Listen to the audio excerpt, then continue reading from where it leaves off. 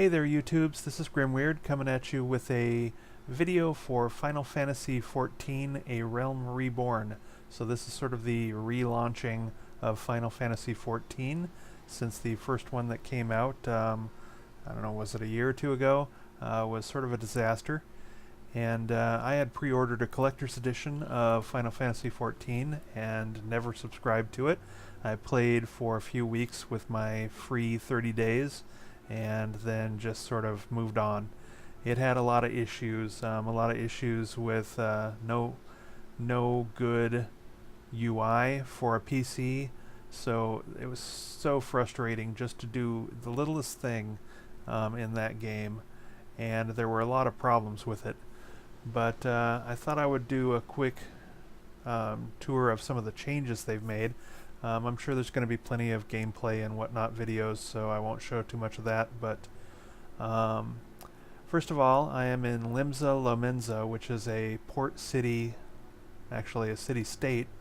You can see a big crystalline lighthouse in the background. It's night. Down there is what they call the Ethernet shard, which you can attune to that and then teleport from shard to shard and out into sort of the major quest hubs and whatnot throughout the world.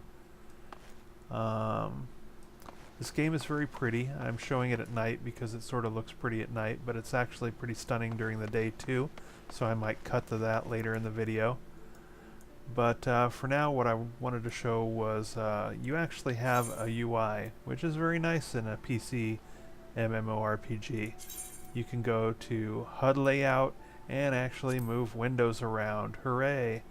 You've got up to 10 hotbars. You can do crazy things like when you switch between classes, you can mark some of them as different from class to class and some of them as changing from class to class. So for instance, right now, my class is defined by my spellbook here.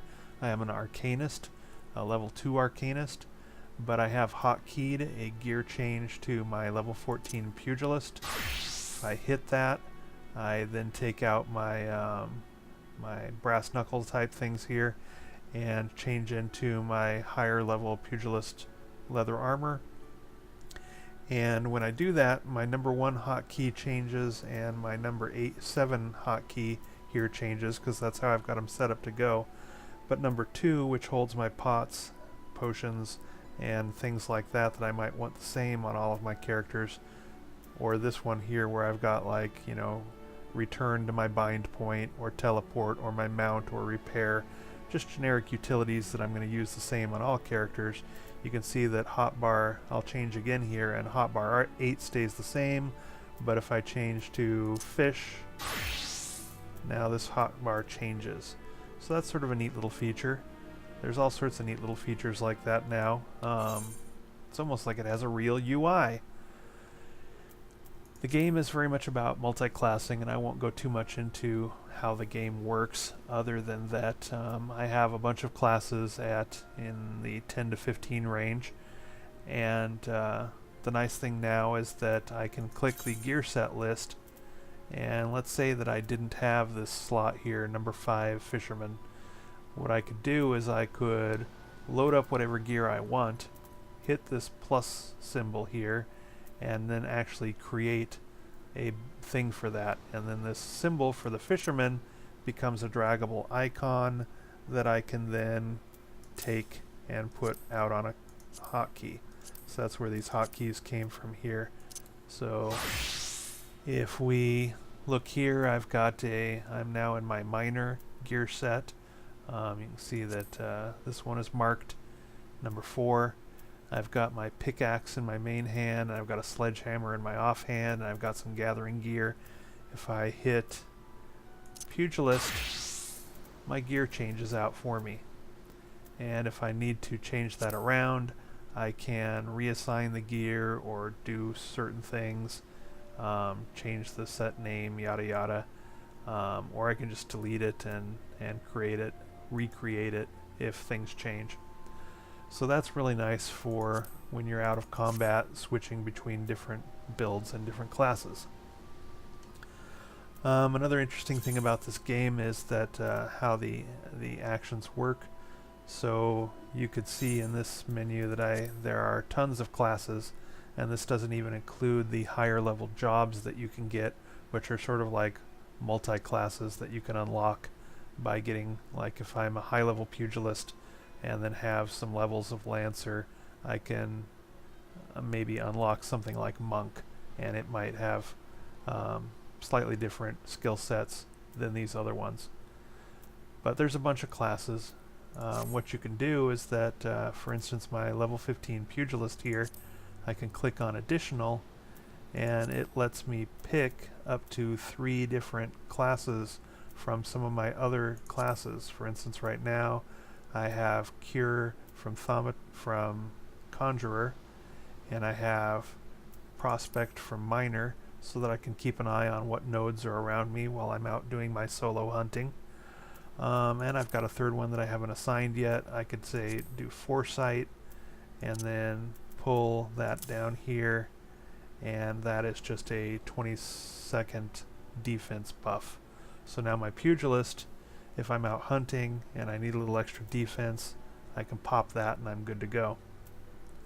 So that's how the sort of multi-classing works in here.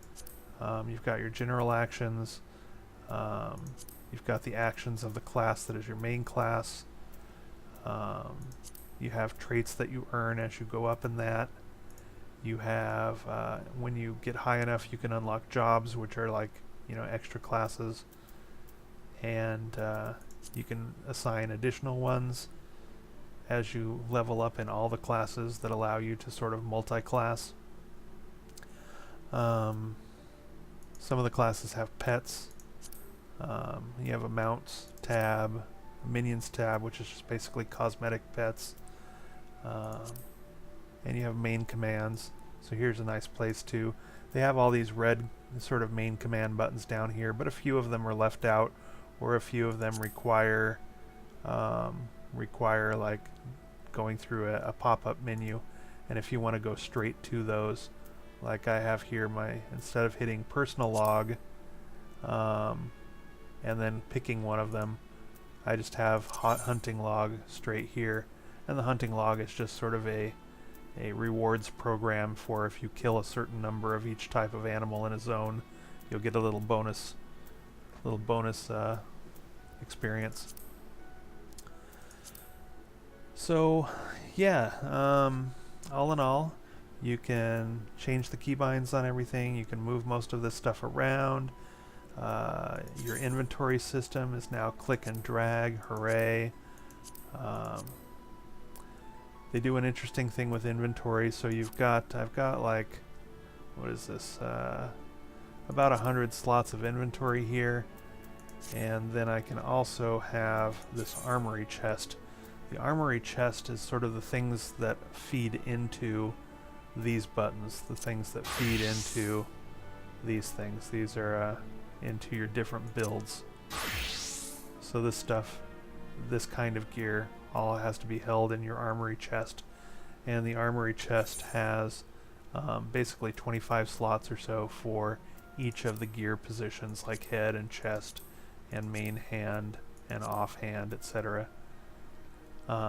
If you decide that you're no longer going to use any of these, you out-level them, or you're just not going to use it at all, you can right-click on it, return it to your inventory, and that'll send it back off to one of your general inventory spots, so you can sell it later if you want to. So that's handy. That's all nice. All much easier to work with. Let's take a quick look at pop open the map, and I will show you. Jump off of here. You can jump now. That's a big improvement over the old game. You couldn't jump before. I will run up here and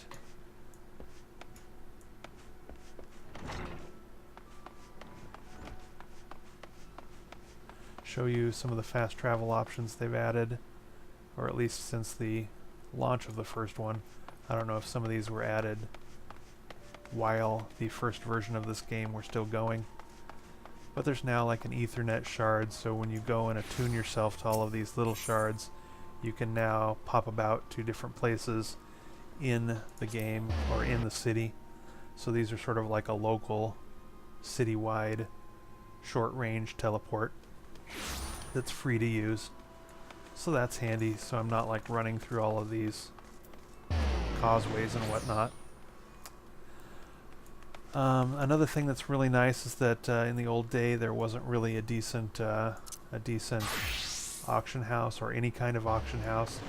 It was very much a nasty old sort of EverQuest Bazaar style thing where you had players standing around, or their minions, their NPC minions, standing around in instanced rooms, and you had to sort of fumble and search your way through finding anything.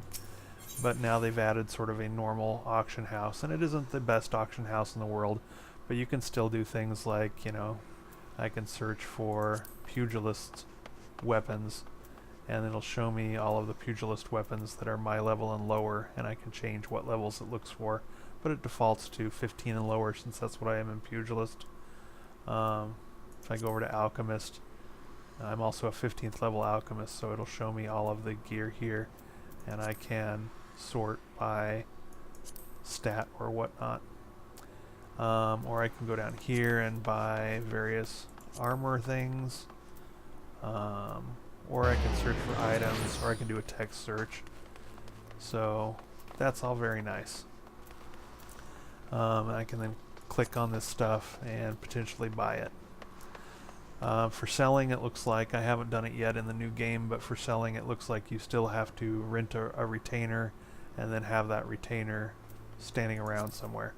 But still, now you can actually buy things through the market board without having to search a bunch of NPC retainers everywhere. They've got a good map. The mini-map is sort of small and useless unless you're looking at stuff really close. But I often have this open pretty wide when I'm out running around, and it will fade out, and you can resize it, and you can also click on quests, and it will show you where they are in the map and give you a little area like that, so that can help. The graphical style of this game, I think the game is actually pretty beautiful, but it is definitely anime flavored. I didn't grow up playing the Final Fantasy games, so a lot of the cutesy anime inspired stuff like the Arcanist pets that look like Pikachu, Topaz Carbuncle, and then the little pets that are very cutesy seem a bit odd to me. And the cute girls with the cat ears and cat tails, they're cute, but it's sort of a little hard for me to get used to. Which is why I made pretty much the ugliest dude I could. He's like some Highlander barbarian style human who's just sort of ugly and mean looking, because I needed it to offset all of the pretty and cute characters. What else did I want to talk about? Those are sort of the major changes. One of the changes they also made was they sort of dumbed down the crafting and gathering. The crafting and gathering used to have little mini games where you had to like click on things as meters waved back and forth. You had to click at certain times, and it just sort of made harvesting a little more intriguing, a little more interesting to me. But they've dumbed that down to now it's pretty much just, it tells you exactly what you want to do, and you basically just right click on it and then click to pick up what you want to pick up. So that's sort of disappointing. It's still okay, but I sort of miss the mini games. If we take a look at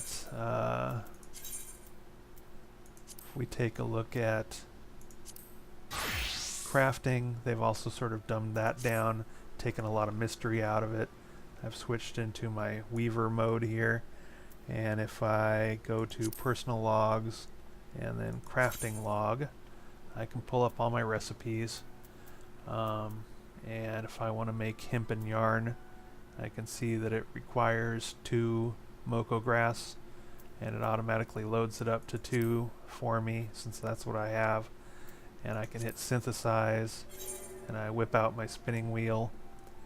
And now they've this used to be a very mysterious procedure in the first game, and I sort of liked the mystery because it made it a bit more engaging, more like a mini game.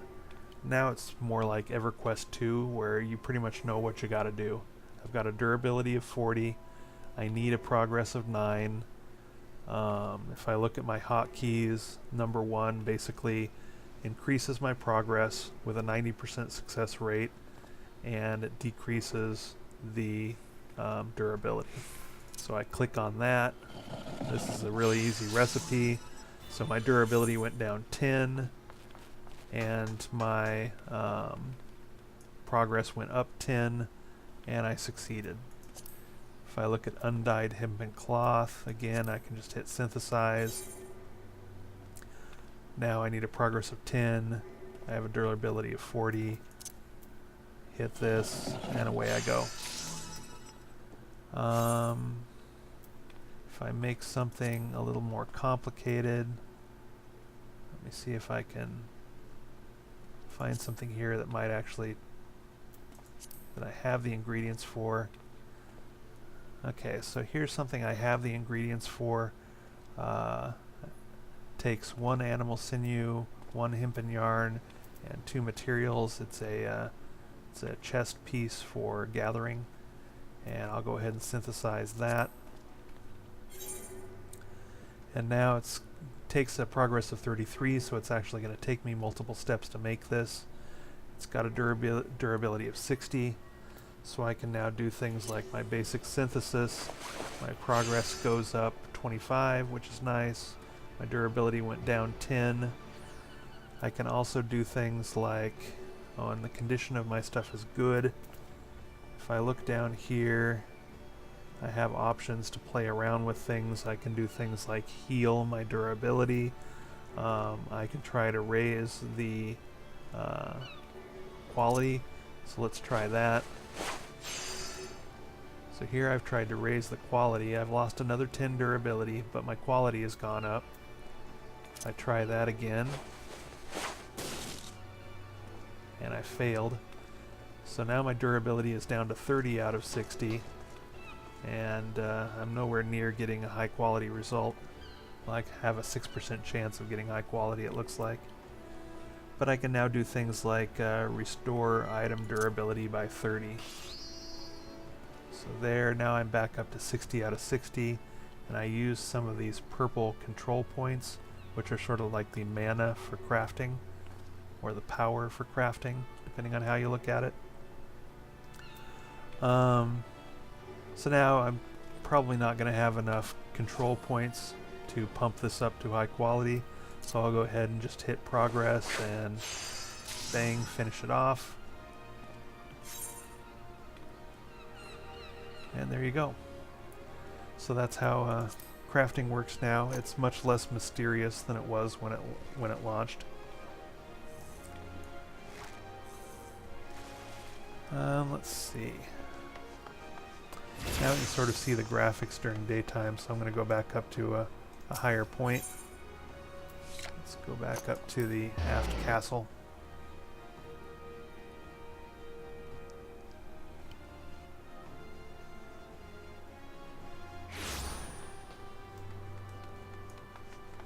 And let's change back into my Arcanist gear, which looks better. So now you can see the sun is rising. You can look off into the distance and sort of see the landscape, the various bridges, the buildings. Very pretty game. If you enjoy the anime-inspired stuff, or if you can just even get used to it, then the rest of the game is beautiful. A lot of the monsters are very Pokemon-like, so again, they have a lot of sort of whimsy, if you will. They're very blobby and cute and strange, and so that takes some getting used to for me, but Anyway, there you go. There's Final Fantasy Realm Reborn. I didn't talk at all about the game mechanics because I don't really find them that interesting. My pugilist is my main, and basically I have an opening attack which puts me into a raptor form, which then allows me to do my true strike, which puts me into a different form, which allows me to do my snap punch.